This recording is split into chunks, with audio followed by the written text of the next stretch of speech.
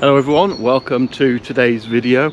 We are not far from the town of Monmouth and we're trying to find a naval temple which is nowhere near the sea, and it was visited by Lord Nelson and he said it was one of the best naval temples he'd ever been to, or words to that effect.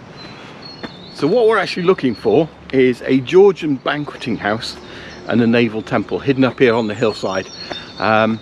So the actual temple, shall we say, was built later, but the banqueting house was actually built by a very noble gentleman from the town of Monmouth.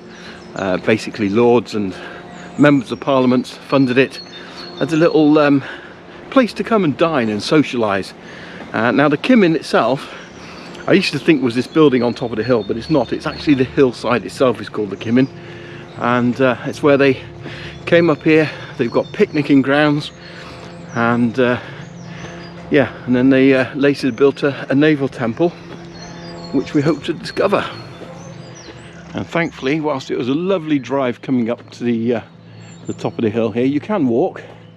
There is the Office Dyke path that actually comes up, so you could always take the Office Dyke path from the River Wye up here and back down to town of Monmouth, or you can drive up here and park.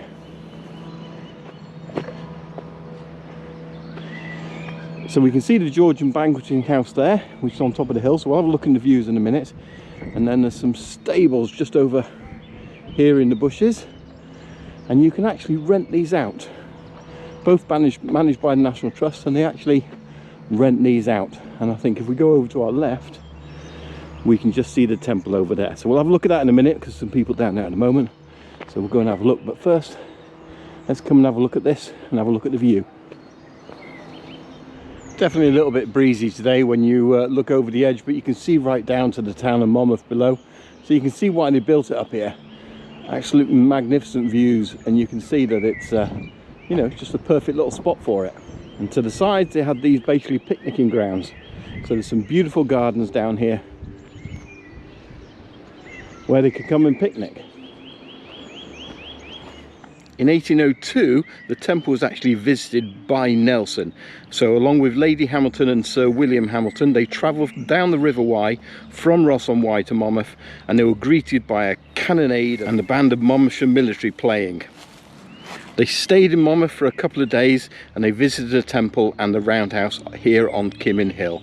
Nelson was struck with the naval temple, saying it was the only monument of its kind erected to the Royal Navy in the kingdom.